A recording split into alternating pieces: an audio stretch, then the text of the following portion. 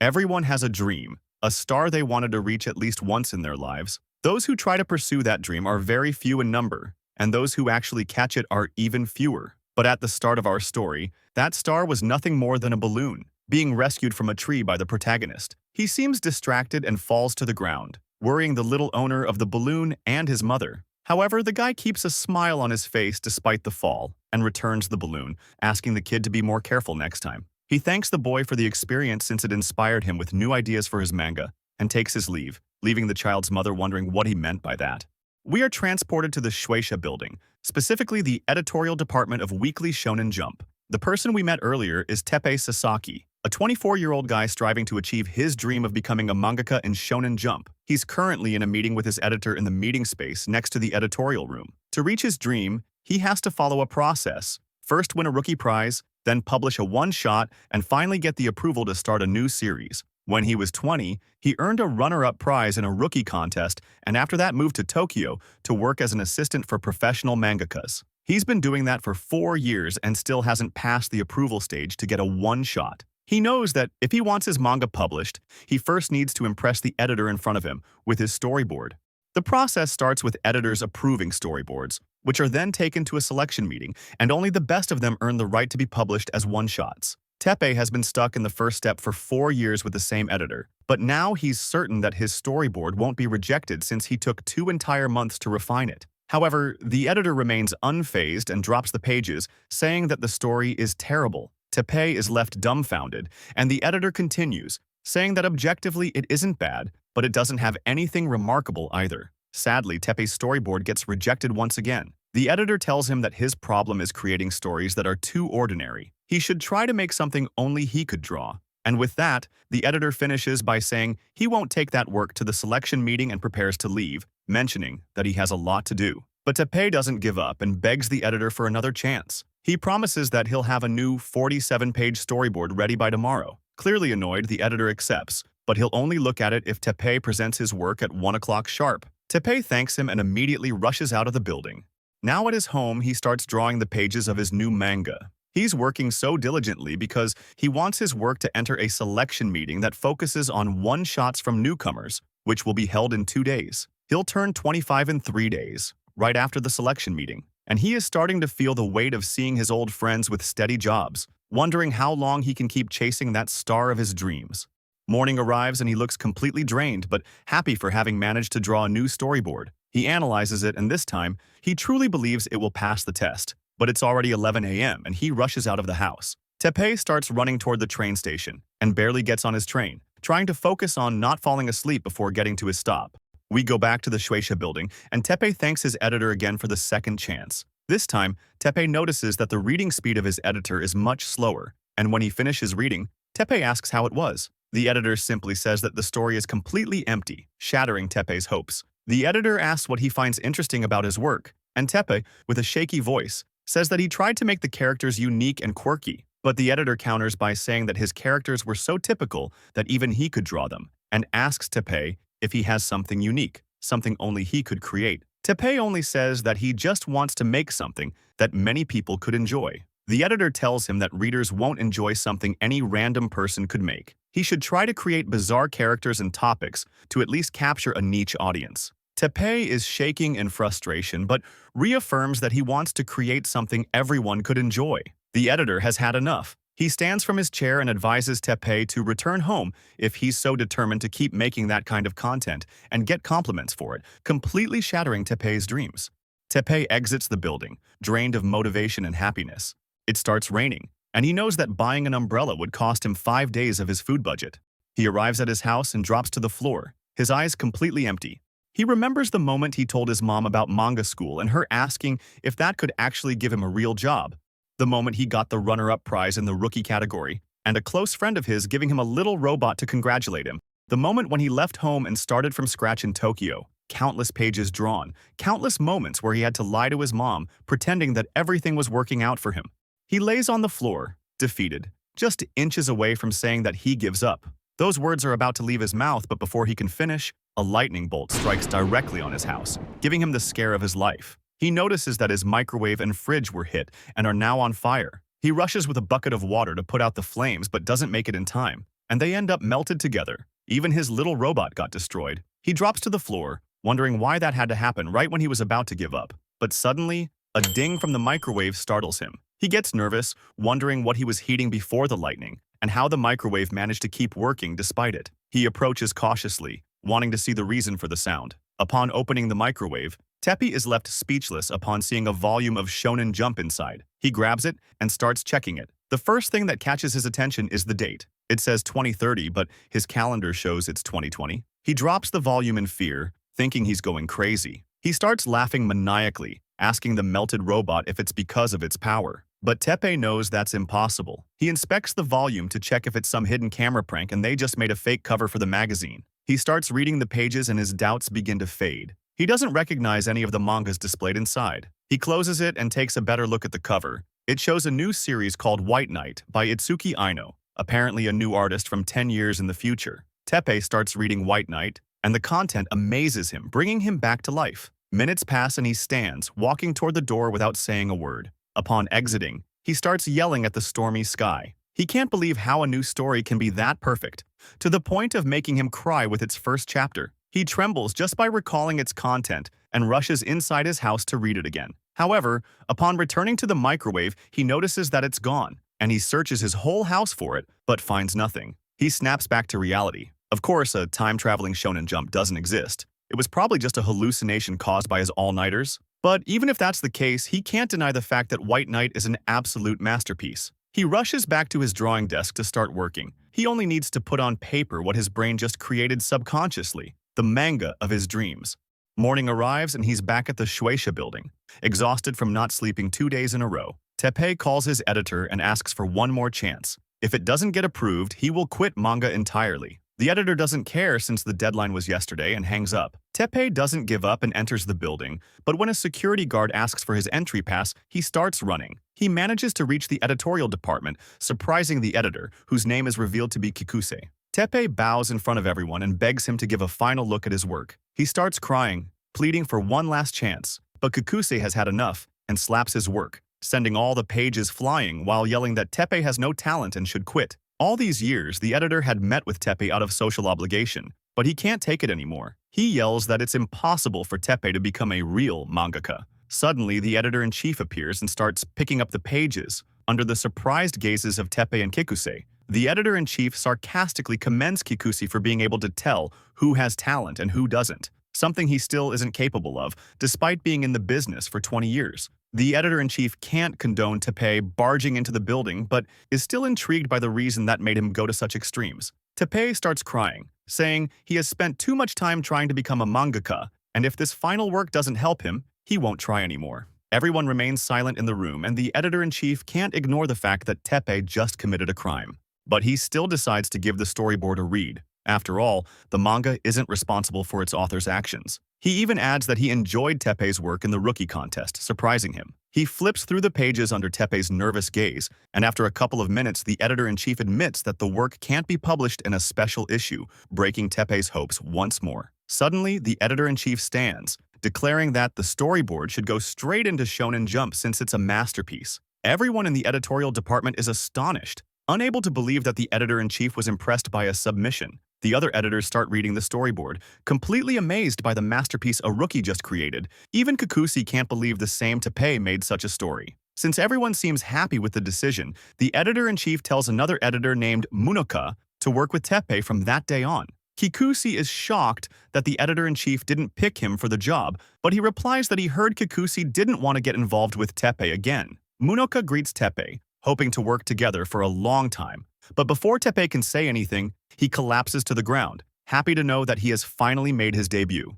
A while later, Teppei decides to return to his countryside home to work on the one-shot of White Knight, having his old classmates help him with the backgrounds and screen tones. The release of the one-shot is a complete success, and Teppei stays in his countryside house to celebrate, unaware that his microwave is still producing more issues of Shonen Jump from 10 years in the future. We now move to Kochi Prefecture, specifically to a house where a girl named Itsuki Aino is reading the latest issue of Shonen Jump, surprised to see her White Knight displayed there. She is the same Itsuki Aino that Teppei saw in the first issue of Shonen Jump that his microwave produced. She fills with fury, seeing how the work she spent so much time on is being published by another person in Shonen Jump. Teppei returns to his house in Tokyo and is surprised by what he sees. An issue of Shonen Jump is materializing inside the microwave right before his eyes. He checks his bag and takes out the magazine with his one-shot, realizing that he plagiarized someone else's story. He yells in regret, trying to justify himself by thinking he isn't hurting anybody. After all, it's a manga from 10 years in the future.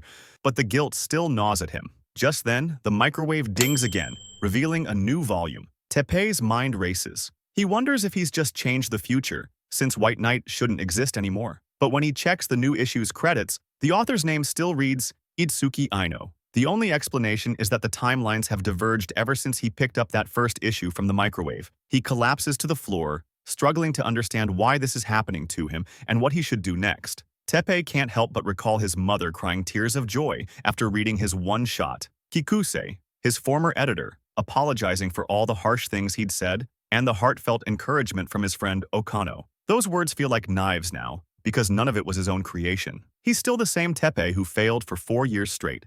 Making up his mind, he grabs a pair of scissors. It's still possible to prevent further damage and create something entirely his own. He decides he must put a stop to this, cut the microwave's power cord, and take the secret to his grave. But suddenly, his phone rings and he rushes to answer. It's Munioka, asking how his new storyboard is going. Teppei admits he hasn't finished it, but Munioka doesn't seem concerned. He simply reminds Teppei that they'll meet at 6 o'clock to discuss White Knight's serialization in Shonen Jump. Teppei had completely forgotten about the meeting. Now he has to think of an excuse for why he can't keep drawing the manga. He glares at his time machine again, but decides to destroy it later. He's already running late. Teppei and Munioka meet at a restaurant, raising their glasses to the success of White Knight's one-shot. Munioka asks again about the storyboards, and Teppei knows it's the perfect time to speak up. He apologizes, explaining that he only intended White Knight as a short story and would like to start over with a new idea. Munioka reacts instantly. Not serializing such a masterpiece, he says,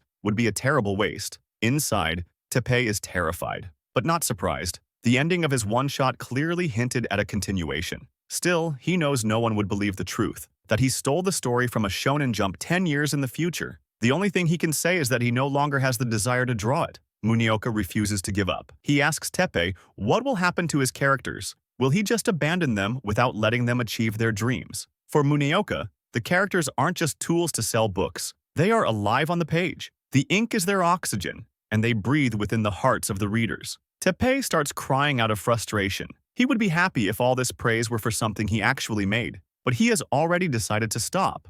Before he can respond, Munioka drops a huge bag on the table. Inside is something Teppei can hardly believe. Fan mail. Munioka confirms that they've never received so much for a one-shot. Teppei starts reading, feeling the passion and emotion of the people who read his story. Munioka continues. He might not understand what's going on in Teppei's heart, and he won't force him, but he thinks Teppei is just afraid. The choice to continue drawing is ultimately Teppei's, but no matter how long it takes, they will all be waiting for the rest of the story. Back at his house, Teppei reads through all the new issues the microwave has produced. He's stunned by what he's seeing. White Knight feels like an instant classic. Every chapter outshines the last. Every setup and reveal lands like a groundbreaking moment. After finishing them all, he lies down and cries. But now is not the time to wallow. He must start drawing. Once again, he spends the whole night working, page after page, without rest. When he finally presents the storyboard, Munioka falls out of his chair, overwhelmed by such a divine piece of work. Teppei has made his decision. He doesn't know why White Knight was sent to him from the future, but he will bear the weight of the guilt and bring the story into the world until it's complete. Leaving the building, he wonders where Itsuki Aino is now. He tries to ease his conscience by telling himself that such a genius could surely create another masterpiece. But right at that moment, a mysterious girl calls to him. She asks if he is Teppei Sasaki. He confirms, wondering who this student is. The girl introduces herself. She is Itsuki Aino, and she's glad to finally meet him. At those words, Teppei starts trembling like jelly. He realizes that standing before him is the true author of the future masterpiece, White Knight. Teppei tries to calm down, thinking she might just be another person with the same name. Itsuki doesn't waste time and shows him her storyboard of White Knight she has been working on. Teppei reads through the pages, and although it's not as polished as the version from 10 years in the future, the title and setting are almost identical. Believing his end is near, Teppei starts rambling, and Itsuki tries to make sense of his reaction. She finally speaks, thinking she now understands his words, and Teppei is terrified because he believes she just read his mind. Itsuki's expression darkens, and she begins pulling something out of her suitcase. She takes out a G-pen and points it at him, and the first thing Teppei thinks is that she wants to kill him. He begs her not to do something she will regret, but Itsuki is puzzled by his words. Teppei starts running in panic, shouting that he doesn't want her to become a murderer, while Itsuki is left standing there, bewildered. She gives chase while Teppei keeps fleeing, but he trips and crashes to the ground. Itsuki doesn't hesitate and seizes the moment to leap at him. She manages to pin him down and thrusts her G-pen toward Teppei's face, but he manages to block her. Itsuki only wants to know why he is running away, but Teppei begs her again to stop. He finally blurts out, yelling that he knows Itsuki wants to kill him and that he doesn't want to steal more of her future. These last words make her think that Teppei spied on her storyboards while she was asleep. But Teppei insists he never did anything like that, though she doesn't believe him. It would be far too much of a coincidence for him to write with the same title and story. This becomes too much for Teppei, and he admits that it all happened because of a time machine. Lightning struck his house and fused his fridge and microwave together, creating a time machine that spits out issues of Shonen Jump from 10 years in the future. Itsuki gets furious and yells at him for trying to flaunt his so-called genius with a ridiculous joke. Does he think she's an idiot? She reveals that she spent all her time shut in her room, writing the story in a countryside house in Kochi Prefecture. She asks if there is something that only he can draw. She believes it's possible they could have ended up creating the same manga by coincidence if they share the same values. But even so, there must be something only he can produce. Or perhaps there's nothing at all, and he is just an empty human being. That word was like a curse to him, something he had heard since the beginning of his journey as a mangaka. When he was in 3rd grade, he started drawing, and everything came easily since his friends loved his stories. But when he began drawing seriously in middle school, people started saying his stories were unoriginal and hollow. Even in manga school, the teachers urged him to find his own style, something only he could create. When he won the Rookie Runner-Up prize, the feedback was the same, good, but lacking originality and uniqueness. Teppei finally understands. No matter how much he tries, he will always be empty inside. Itsuki asks again why he isn't saying anything. Doesn't he have something to tell his readers? Teppei's mind races. He needs to say something only a genius could say. This is the moment for a ghostwriter to shine. He spreads his arms and yells that there's nothing. There's nothing he and only he can draw or say. But he knows that even someone as empty as him can create good manga, something everyone can enjoy. With tears in his eyes, he apologizes to Itsuki. That's the only answer he can give her, and she should stop since she still has a bright future. With a radiant smile, Itsuki reveals that she is in the same position as him. She too has nothing at all. She admits that she was always clumsy and dull, so she was bullied. But even then, she wanted to make people happy and began drawing manga. Teppei starts to feel bad for all she endured, but Itsuki keeps smiling, saying she even wanted her bullies to feel happy when reading her manga, that there are better things in life than bullying others. Her dream from the start was to entertain humanity with her stories. She opens up, saying it's ridiculous that manga contests demand something unique when, in reality, readers just want to enjoy a good story. She lunges at Teppei, asking if he agrees. He confirms, and Itsuki is overjoyed. She has finally found someone like her, and that must be why they came up with the same idea for the manga. However, she knows Teppei is already a professional while she is barely an amateur. Even so, she challenges him, promising that in the future she'll create a manga far better than White Knight and will surpass him. And that's why she will leave White Knight in his hands. So he should prepare for the day they fight for real. Saying that, Itsuki runs off while Teppei tries to stop her. He can't believe the genius Itsuki Ano just acted like a shonen hero and then ran away. But he doesn't have time to waste. His series in Shonen Jump is about to begin. Now Teppei is in his studio, recalling the way he met Itsuki Ano and how he wanted to tell her the truth, but now he is the only one who can bring White Knight to the world. Now that he is a professional, he is in a constant battle against time. In just 7 days, he must complete a new chapter for his readers. And that's why Munaka will introduce Teppei to a group of skilled assistants who will help him with White Knight. The first one is Genki Akaishi, an energetic guy eager to become an assistant for such an incredible manga. Then comes Jiro Yamane, a chief assistant with plenty of experience under his belt. Next is Hajime Igarashi, a reserved individual who has already debuted with a one-shot. And finally, Itsuki Ano, the author of White Knight in 10 years, who promises she will help him improve the story they both were writing at the same time. Upon seeing her, Teppei freezes and loudly asks what she is doing in his studio. Muneoka reveals that he posted an ad for an assistant on the internet and quickly found her. Inwardly, Teppei is nervous again. He never expected to meet her again so soon. Suddenly, Jiro asks Itsuki what she meant by drawing the same manga, and she casually reveals that she was working on a story with the same title and concept as Teppei's. But Genki joins in, calling her a liar and refusing to believe someone else could create such a masterpiece. The two glare at each other with hostility, creating tension in the room as Jiro tries to calm them down. Teppei steps in and asks Itsuki if she is serious about becoming his assistant. Itsuki doesn't hesitate and confirms her wish with a proud face, unwilling to leave the only person who resembles her. But in a second, she shifts completely, her expression turning gloomy, admitting she felt frustrated upon seeing how much better Teppei's version of White Knight was. But even then, as someone who thinks like him, she feels responsible for using all her strength to support him. She wants to train under Teppei's guidance in order to create something far greater than White Knight. Genki jumps at her again, telling her to stop saying disrespectful things to Teppei, while Itsuki yells at him for being rude to her. They keep bickering, and Genki starts doubting if she's really an assistant since it seems she still goes to school.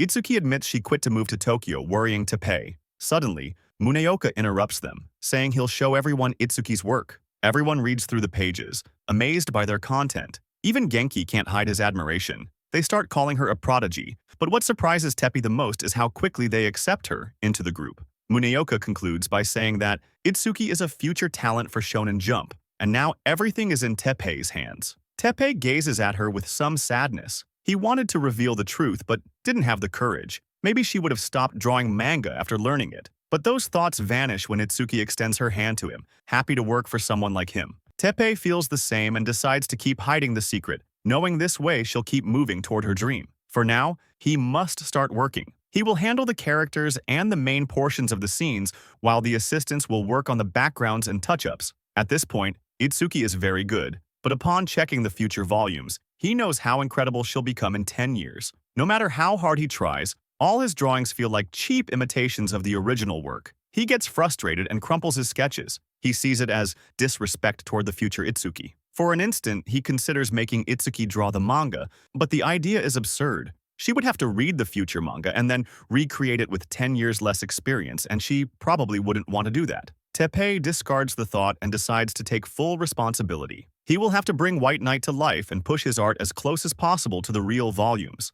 3 weeks pass, and there are only 19 days left until the first chapter's deadline. The 4 assistants are heading to Teppei's studio, with Itsuki and Genki arguing as usual. Upon opening the door, they realize how hot the studio is, and despite that, Teppei doesn't seem bothered at all. It's so hot that their popsicles melt in seconds. Jiro approaches Teppei and tries to bring him back to reality, startling him. He was immersed in his pages. Jiro asks how the manga is going. They should already be starting on the backgrounds for the character art. However, Teppei admits that he hasn't finished a single page yet, shocking everyone except Jiro, who remains calm and asks what happened. Teppei explains that he already drew the 54 pages, but the art is far from top quality, so he is redoing everything. Genki and Jiro start reading the pages scattered on the floor and can't help but compliment his style. But for Teppei, it's still not enough. He can't show those pages to readers. Teppei drops to the floor and begs them to let him redraw everything, despite the deadline being so close.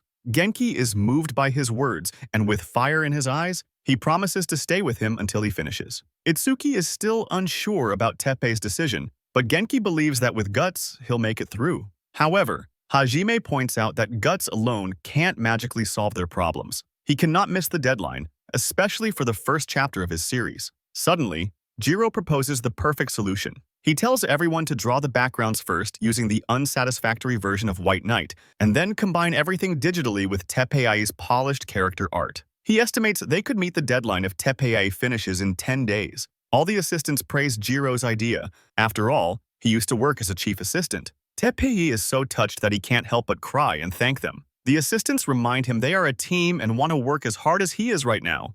10 days pass, and everyone is amazed at the final pages drawn by Teppei. He finally feels like he's honoring the original work by Itsuki Aino. He asks Itsuki what she thinks about his final drawings, catching her off guard. With a smile, she tells him they are great, practically perfect. However, Teppei feels something is still off. Upon receiving the pages from Itsuki's hands, he feels he's still too far from the real art and tears them apart in front of his stunned assistants. Teppei stands there over the torn pages, shouting that he's still too far, while his assistants can't believe they are only 9 days away from the deadline and still don't have a single finished page. Genki is the first to speak, asking why Teppei is destroying his work. Teppei keeps tearing the pages, saying the art is still not good enough. Genki tries to bring him back, insisting that everyone thought it was already perfect. Even Itsuki said so. Teppei grabs Itsuki and begs her to be completely honest with him. Deep down, he feels responsible for taking care of what she was meant to draw in the future. He feels that way because he essentially stole the actual manga from his own timeline. Teppei asks her again if his work was truly good enough, telling her she can be brutally honest. Itsuki puts on a big smile, blaming herself for being a bad liar. She feels happy, certain that she and Teppei are alike, and that he saw through her false praise. Suddenly, Munoka enters the studio holding a bag of takoyaki, eager to check the character art. He knew Teppei wanted to redraw everything, but since they are still on schedule, he sees no problem. He asks where the material is, and Genki points at a mountain of torn pages. Munoka yells in shock upon seeing the manga completely shredded, demanding to know what happened. Teppei doesn't flinch and again asks to redraw all the character art,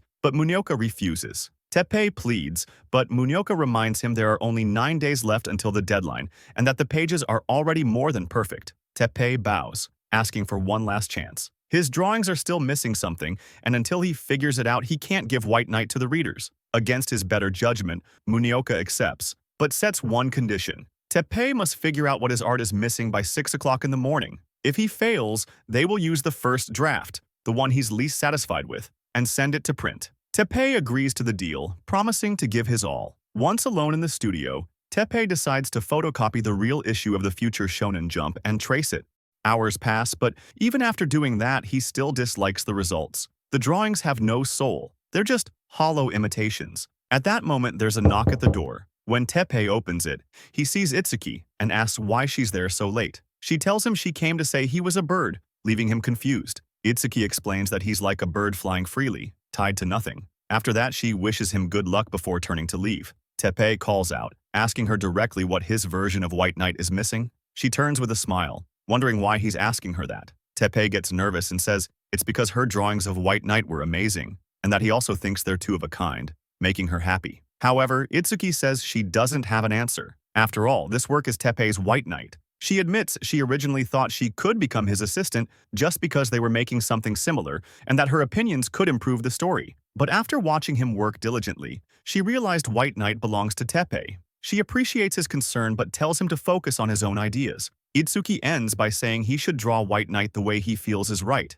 in order to make a manga that truly suits him. Hearing those words, Teppei remembers how he felt when drawing the one-shot. He wanted to create something that could entertain as many people as possible. He finally breaks free from the cage he put himself in and thanks Itsuki for helping him find his way. She replies with a smile, excited to see Teppei's version of White Knight.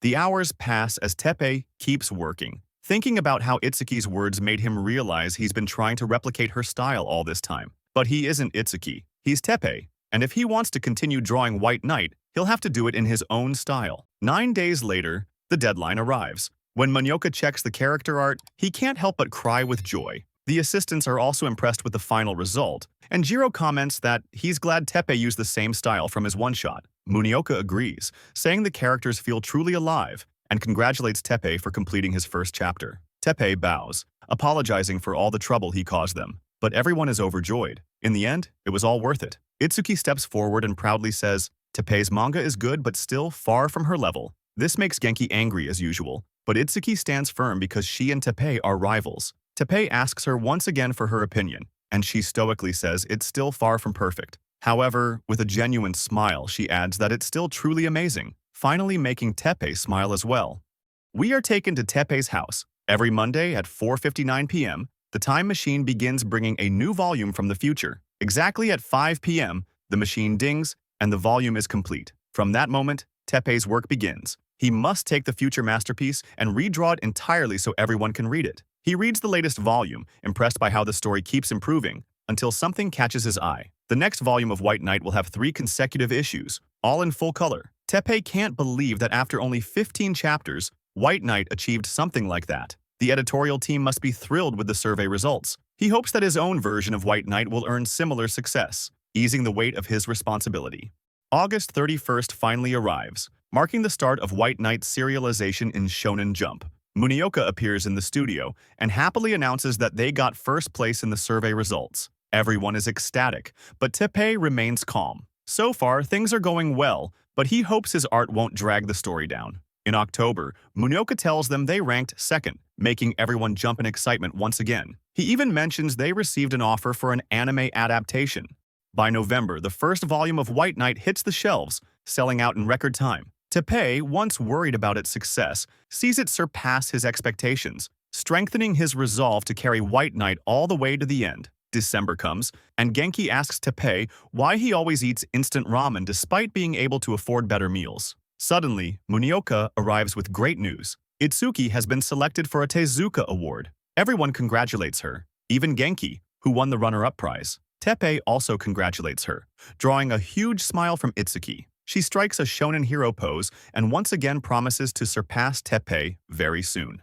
They decide to celebrate Itsuki's award at a Korean barbecue restaurant. Itsuki enjoys the meat, even taking the pieces Genki was cooking for himself. Genki notices that Teppei is only eating cabbage, and Teppei replies that he doesn't deserve to eat meat. Jiro and Itsuki comment on his tendency to belittle himself, calling it a mystery. Suddenly, Hajime asks Teppei if he can sit beside him. Teppei agrees and asks what's on his mind. Hajime admits there was a time when he gave up on becoming a mangaka. Nothing was working out, his drafts were constantly rejected, and eventually he couldn't draw anymore. But when he was at his lowest, he read the White Knight one-shot. It reminded him of the true essence of manga and inspired him to start creating again. Hajime smiles, thanking Teppei for reigniting his motivation. He senses something is bothering Teppei, but reminds him that his manga has helped many people. Teppei is moved by his words and thanks him, while Hajime returns to his reserved self. Teppei closes his eyes, thinking that maybe drawing White Knight in this timeline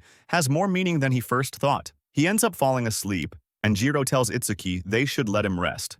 After a while, Teppei wakes and notices everyone else is sleeping, except Itsuki, who is drawing ideas on napkins. Teppei looks at her, sensing her determination. Despite winning a Tezuka Award, she's already working on new concepts. Inwardly, he apologizes, wishing he could go back in time to tell her the truth, but he knows that revealing it might make her stop drawing manga, so he can't. Itsuki notices Teppei is awake and sees him crying. Concerned, she asks what's wrong. Teppei blames the smoke from the grill, but it's not even on, and it's not pollen season either. He tells her he has something for her, something more useful to her than to himself. He hands her a sketchbook, and she's overjoyed. Now she can draw anywhere, and she promises to treasure it like a family heirloom. Teppei wishes her luck with her new draft and promises to read it once it's complete. He recalls that a Shonen Jump issue from 10 years in the future stated that White Knight was Itsuki's debut. He hopes she creates something even greater, so her dream of entertaining everyone through her manga becomes reality. Innocently, Itsuki asks if drawing a weekly manga is difficult. Teppei realizes he shouldn't let her see his stress. He must protect her dream. With a thumbs up, he tells her it's tough, but also incredibly fun. Itsuki smiles in response. The months pass, with everyone giving their all for White Knight. By April, Teppei stands before the time machine, waiting for the next issue of Shonen Jump. It's been almost a year since lightning struck his house, and at this point, the anime for the future White Knight had already been announced. He figures that if his version captures readers' hearts the same way, an anime should be announced in about 2.5 months. Suddenly, Munioka calls, happily revealing that White Knight has been confirmed for an anime series. He adds that the official announcement won't come until next year, and it will likely air in about 1.5 years, making Teppei slightly disappointed as it's longer than he expected. Still, with his art managing to charm readers, all he can do now is give his best to make it work. No matter what happens, he will draw White Knight to the very end. Then he looks at the time machine and freezes in shock. It's already 5:06 p.m. on a Monday, and the new volume still hasn't appeared.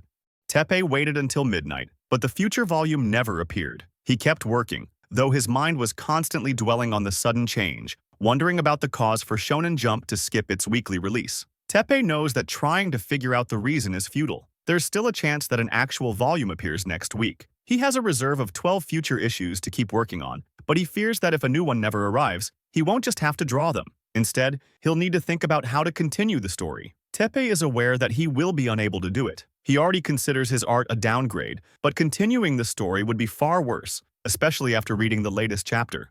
The next Monday finally arrives and Teppei is watching the time machine, pleading for a new volume to appear. The clock hits 5 o'clock and a future issue begins materializing, easing Teppei's fears. He still doesn't know why Shonen Jump skipped an issue, but apparently everything has returned to normal.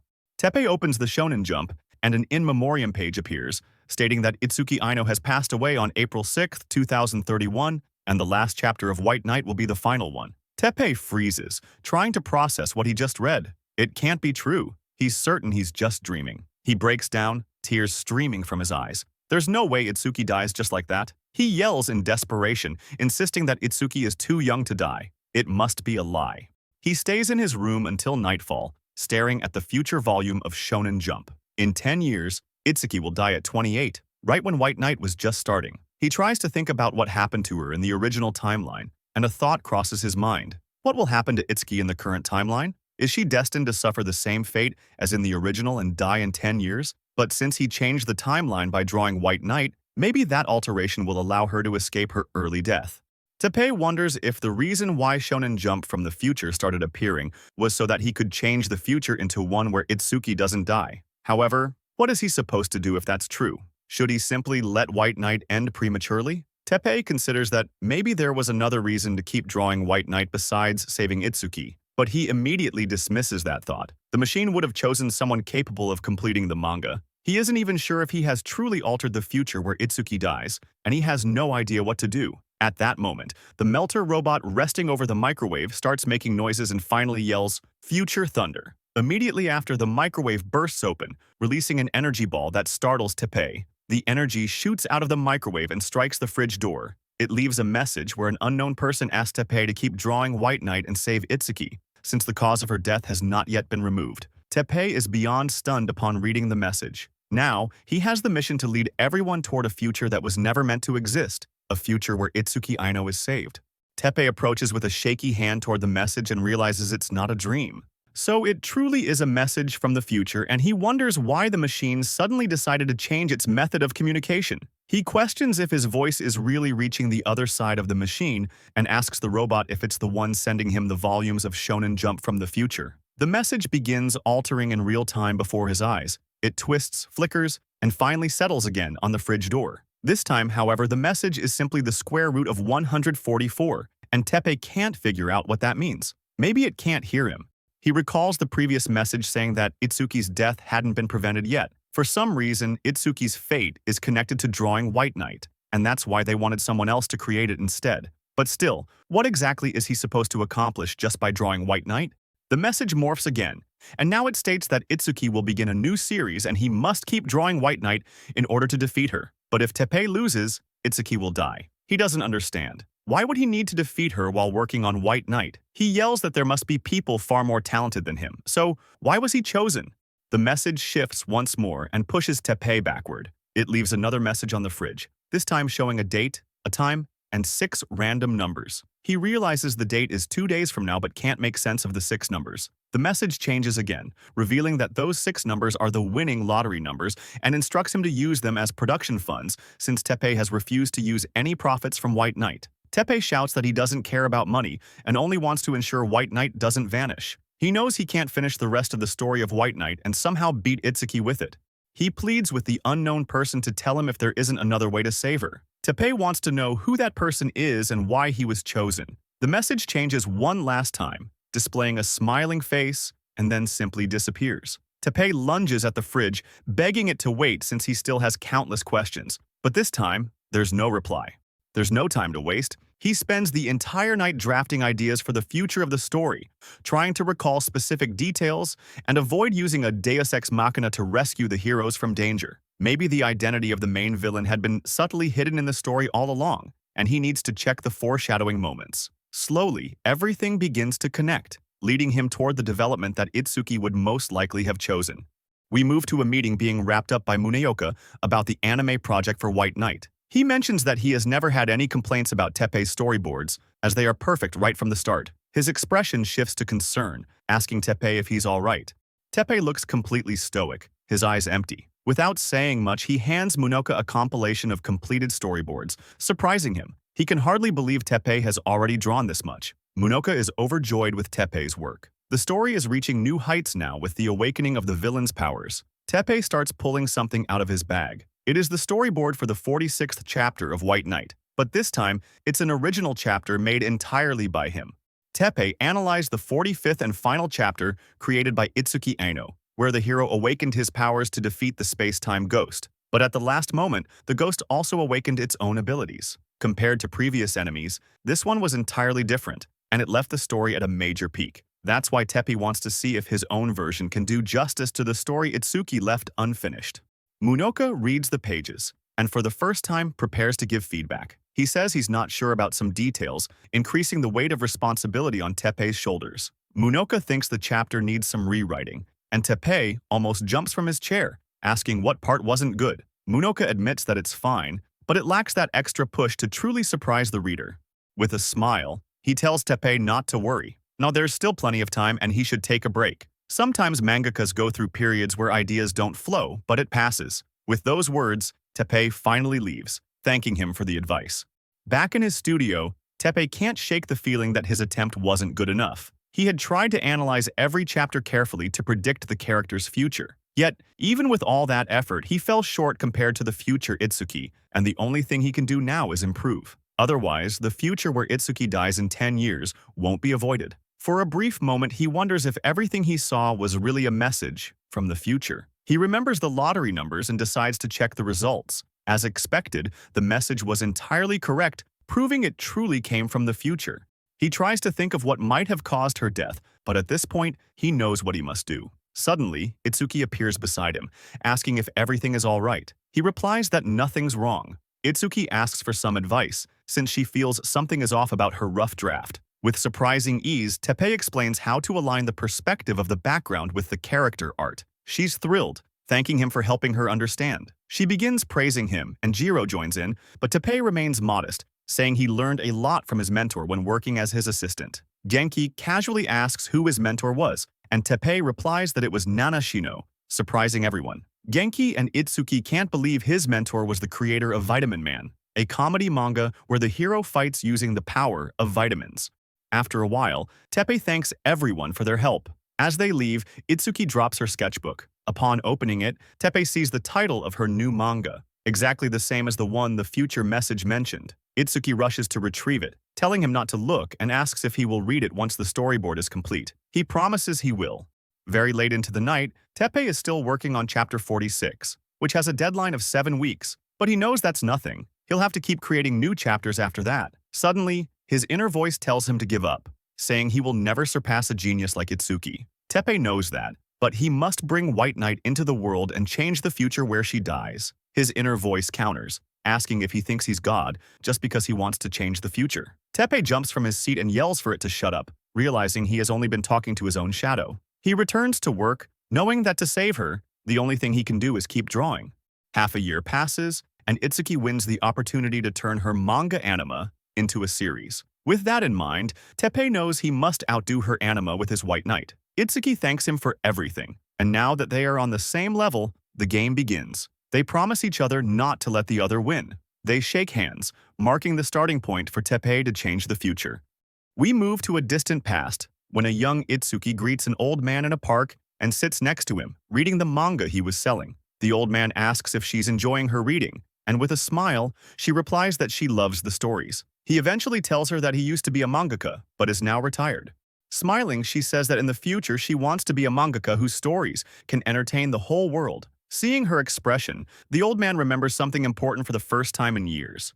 With a faint smile, he tells Itsuki that he once had the same dream, but couldn't achieve it. Even so, he had a good life and hopes she will find a way to fulfill her dreams. But one day, he disappeared. He left her his entire manga collection and even gave her a small robot toy as a lucky charm, the same kind of robot Teppei had in his time machine. She began drawing in pursuit of her dream, and without realizing it, several years passed. At one point, she thought she had finally created something everyone would enjoy. However, she knew she couldn't stop there and discarded her work, aiming to go even higher. She felt like too much of her personality was leaking into the story, but all she wanted was to create the best manga possible, even if it contained nothing of herself. And then we arrive at the day Itsuki saw White Knight in Shonen Jump. For a moment, she thought someone had stolen her drafts, but that was absurd. The White Knight in the magazine was far better than anything she had been drawing. It was her ideal manga, the purest example of a shonen story. From that moment, She knew her own version of White Knight was nothing compared to that incredible work. However, seeing that someone else had almost the same idea for a story made her think that she too could draw her ideal manga. That's how she began working with Teppei for months, until one day she received a call congratulating her on getting her manga anime turned into a series. Munioka was the one who gave her the news, and now she was ready to create a manga that everyone could enjoy, one even better than White Knight. After serialization, Munioka visited Itsuki's studio to tell her she had been at #1 for 30 consecutive weeks, but she barely reacted. Munioka asked if she was sleeping well and eating properly, to which she simply replied that she was fine. He started to worry, mentioning that he hadn't seen her assistants for a while. She answered that she had been working alone for some time, surprising Munioka, who feared she might burn out. Itsuki remained calm, saying she would meet all deadlines and that he shouldn't worry. She added that she would send him the finished pages by courier and have their meetings via email, which only made Munioka more uneasy about her unusual behavior. Itsuki insisted there was nothing wrong with spending more time creating the perfect manga for her readers. Finally, she was drawing her perfect manga, a transparent masterpiece, a work that all humanity could enjoy. However, at some point she froze, realizing she had forgotten the reason she started drawing manga in the first place. Her mind wandered back to the day she first met the old mangaka in the park. As a child, Itsuki had felt like she didn't belong anywhere, but in the park the old man had asked if she liked manga, and she had never read one before. The old mangaka explained that some people think manga is nonsense, but others need stories that go beyond their imagination. Upon meeting her, he felt that Itsuki needed to read manga. We return to the present in Itsuki's studio. Her hand is lying on the floor. She has collapsed from exhaustion. Her body couldn't withstand the pace she forced upon herself. We move a little back in time to Teppei's studio, where he continued the story of White Knight entirely on his own, but he couldn't help noticing how its popularity dropped chapter after chapter. 2 months later, Itsuki's manga anime debuted in Shonen Jump. Teppei and Itsuki competed fiercely for first place in the surveys, and in the end, anime managed to surpass White Knight by more than 400 votes. Upon hearing the news, he felt his world crumble. He couldn't save her. However, he encouraged himself. The fight wasn't over yet. He had only lost once. With the next chapter, he was certain he would take back the lead in the surveys. Teppei would do whatever it takes to change Itsuki's future. After a while, Munioka praised Teppei's work. Compared to the previous chapters after the 45th, this draft was much stronger from the start. Munioka even suggested that this chapter could bring him back to #1, overtaking anime. Teppei changed the subject, asking how Itsuki was doing lately, and Munioka's expression turned concerned. He explained that Itsuki had been working alone, surprising Teppei. Munioka continued, saying she had stopped discussing chapters with him and wouldn't even answer his calls, worrying Teppei even more. He added that although she was keeping to her schedule, he became so concerned that he kept calling, until Itsuki requested a change of editor. Munioka trusted her to handle the work, but he couldn't help feeling uneasy about her health. Once Teppei was alone in his studio, he decided to call Itsuki. She answered as if nothing had happened, and Teppei asked if everything was going well on her side. With her usual energy, she replied that she was perfectly fine. Teppei mentioned hearing that she wasn't meeting with her editor anymore. Itsuki explained that she preferred working alone to be more efficient, and since she never received feedback on her drafts, she didn't see the need for meetings. Teppei simply told her not to push herself too hard. She teased him, saying he was only telling her that because she was beating him in the surveys. Then she laughed, admitting she was just joking, and thanked him for his concern before ending the call. Teppei didn't notice anything strange during the conversation and went back to work, determined to take first place in the next survey with White Knight. Then, one night, Teppei received a sudden call from Munioka. When he answered, he couldn't believe what he heard. Itsuki Eno had just passed away. Desperate, he began shouting at the time machine, demanding why it hadn't simply told him that Itsuki would die from exhaustion. If he had known that from the start, he could have thought of countless ways to save her. He kept yelling, demanding to know why it told him the only way to save her was by winning with White Knight. Suddenly, the time machine began to shake, and the fridge door swung open, revealing a portal inside. Teppei stood frozen as the portal pulled him in until he simply vanished from his apartment. Teppei appears in an empty space, standing on a giant book with 2 chairs. Upon asking where he is, Mirai, the little robot from the time machine, explains that he is in a blank page of the story while sitting in the second chair. Teppei doesn't react and simply says that he will share some of his thoughts. He starts yelling, asking why he didn't just mention Itsuki's death from exhaustion. Mirai tells him that he tried everything possible, having her hospitalized, giving her counseling, and even placing her in an environment where it was impossible for her to draw. However, none of it prevented her death. Itsuki's passion to fulfill her dream of creating a manga that everyone could enjoy was like a flame that couldn't be extinguished. And since that dream was the very cause of her death, the only way to save her was to destroy it. Mirai reveals that he made Teppei the villain of Itsuki's story, with the sole mission of crushing her dreams to become her savior. First, it gave White Knight to him so she would see her story already being published, shattering her. But it didn't work, and she kept chasing her goal. Then, it decided to send him messages to push him to continue White Knight and challenge her new series, Anima. Teppei finally understands but still asks why he wasn't told the whole truth from the start. Mirai says it would have only confused him, making it even harder to save her. Mirai's only mission is to save Itsuki no matter what, because that's how a father thinks. This last remark sparks Teppei's curiosity, but Mirai tells him to forget it and continues, saying that none of his strategies worked due to Itsuki's immense talent. Teppei then asks why he was chosen. Mirai takes him to a different timeline where Teppei returned to his parents' home. Mirai explains that in the timeline where lightning never struck his house, he went to an ordinary job but kept working on his manga, and after 8 years, he got a one-shot in Weekly Shonen Jump. More importantly, upon reading Teppei's one-shot, Itsuki overcame her fears and submitted her storyboards, allowing them to become an actual series. Thanks to that connection, Mirai thought Teppei was the best candidate, but even so, it didn't work, and now his battery is starting to run out. Mirai gives up and decides to return to 5 days before Itsuki's death and stop time. Teppei doesn't fully understand, so Mirai explains that if it cannot save her, it will freeze time while she's still alive, so a world where she lives eternally can exist. Mirai continues, saying that its sole duty is to protect Itsuki, and since Teppei suffered because of its existence, Mirai offers him the choice of deciding the course of his story. Teppei can either return to the world where Itsuki died or go back to the world where the lightning never struck his house, losing all his memories of her. Unable to choose between these two, Teppei proposes a third option. Mirai is slightly surprised, admitting it has never tried such a thing and is unsure if it would work with its powers. Mirai warns that Teppei could die if it fails, and even if it succeeds, his mind could collapse instantly. Teppei tells it to trust him, just like he trusted him before, with White Knight. Mirai counters, saying it only chose him because he was the most promising option, not because it was sure it would work. But finally, Mirai agrees to give his plan a chance.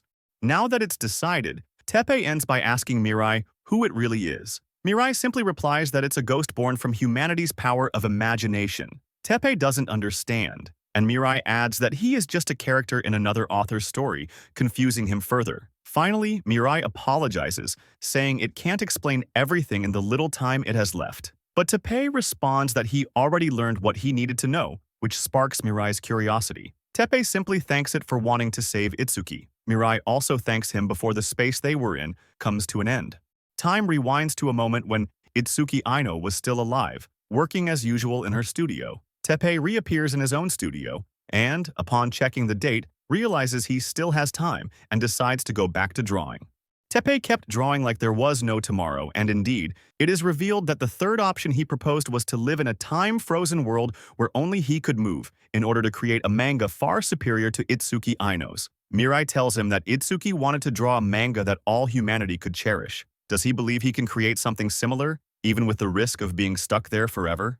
Teppei decided to redraw White Knight from chapter 46 onwards. His first attempt failed against Itsuki's Anima, but now that he has infinite time, he believes there's a chance. Teppei is astonished that the entire world is frozen except for him. He looks at his watch, and since it keeps working, he decides to use it to measure how much time has passed. He is also surprised that he feels no hunger, thirst, or fatigue, as if his body is not consuming any energy.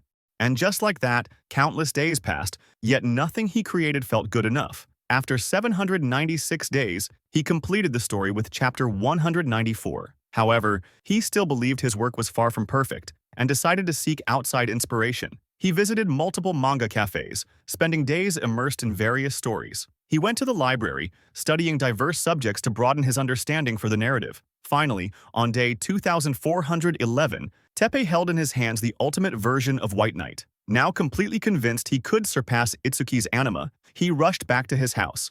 Standing in front of the time machine, Teppei was ready to start again. Mirai told him that once he had created his masterpiece, all he needed to do was touch him to make time flow again, after which Mirai would shut down, meaning he had only one chance. Teppei began to doubt. Was this truly the best possible version of White Knight? Mirai also warned him that his mind might collapse before reaching that point, and with that thought, Teppei returned to his studio to start over.